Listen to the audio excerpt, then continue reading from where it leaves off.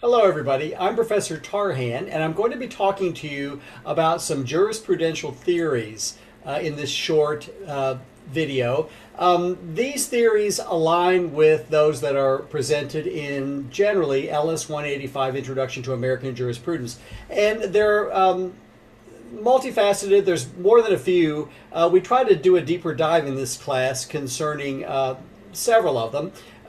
This is the definition of jurisprudence. It's basically more than just substantive law. It's more of a philosophical notion of law, a science of law, philosophy of law, and systems of law, bodies of law, etc., and how they apply, purposes, meanings, reasons for law. It's sort of more of a, I don't want to say esoteric, but it's a collateral subject matter that kind of aligns with why we have laws, the purposes of laws, the functions of laws, more than studying the actual laws themselves. So it's a noun, and it means the things on that bullet point or PowerPoint slide in front of you.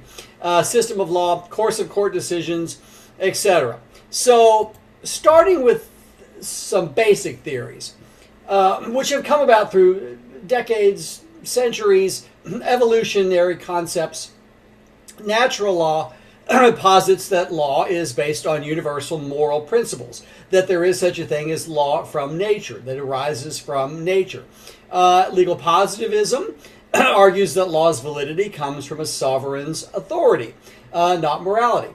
A sovereign's authority meaning a, not dictator, but from the top down, a king or a ruler or a leader or a government, which sort of dictates specifically the kinds and types of laws that get enforced.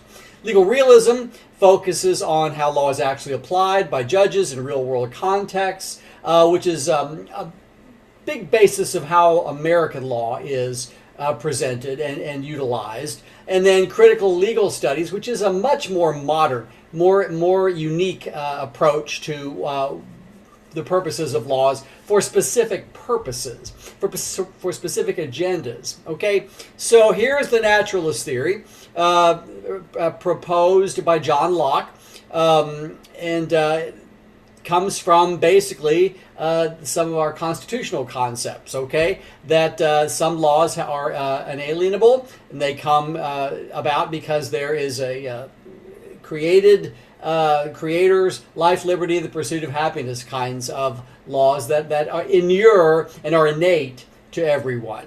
Here's a little bit more on this. Universal moral principles inherent in nature, divinely given, form the basis of just laws.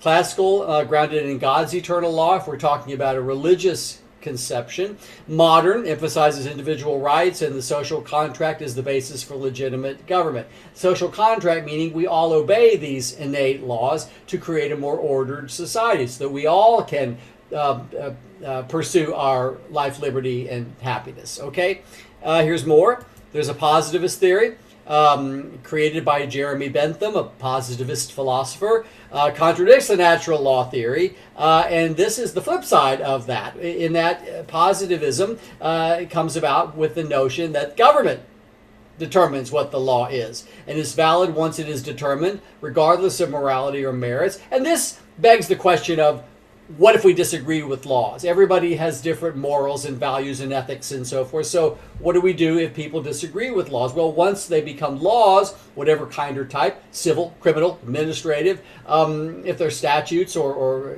case opinions or precedent or executive orders, our moral focus on them and agreement or disagreement won't matter, in that there will be consequences if we do not follow or obey those laws. But they kind of come down from the government, which is, positivism is not the same thing as naturalism, okay? Here's a little bit more on this. Defined by its source rather than its moral content. Command theory is the command, is the mandate of a sovereign, backed by threats of punishment.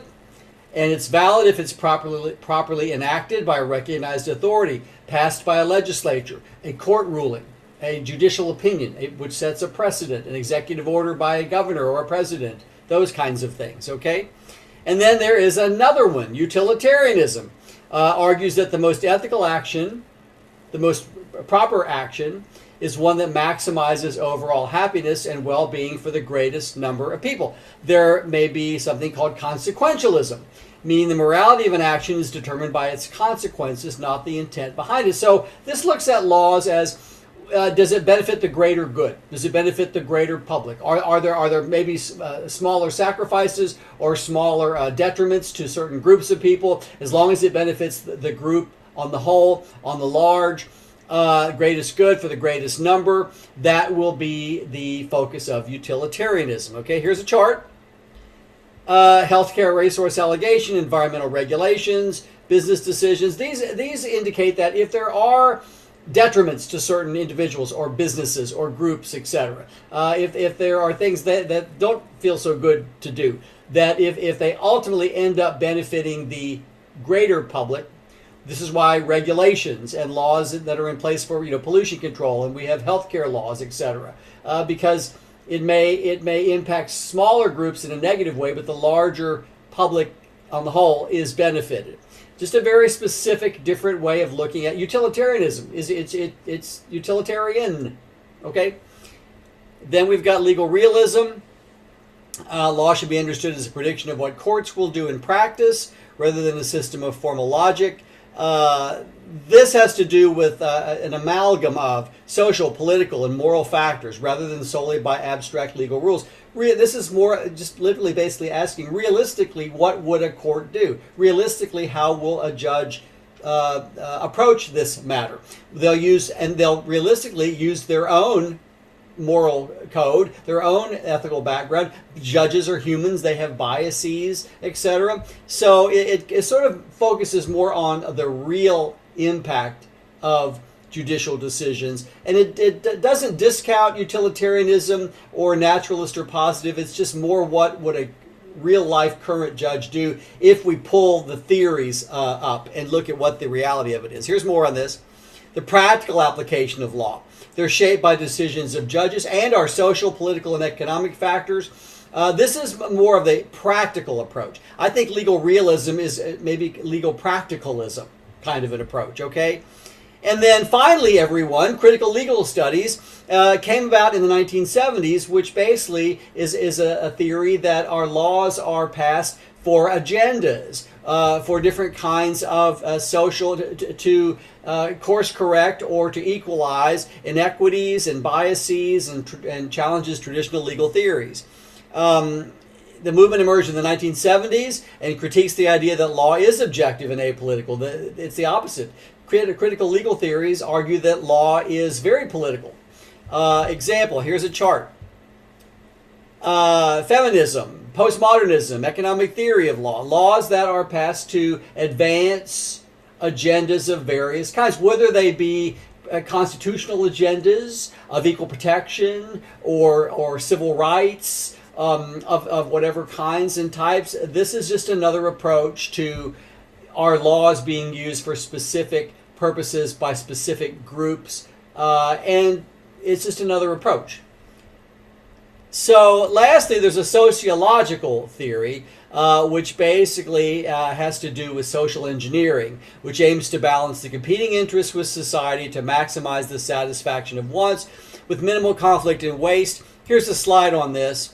Basically, sociological theory it's a more fluid concept. Our law is constantly in a state of change, and that it must do that in order to meet the needs of society. It's an interaction between law and society, rather than just a specific coherent philosophy. So it's malleable, it's changing, and again, I think this one is a kind of an approach that we use in American law, that our laws evolve and do change depending upon our social mores and values and priorities at any given time. Okay, so all of these theories are unpacked, and you get a deeper dive in LS 185, and so maybe some viewers will take that course. So thank you.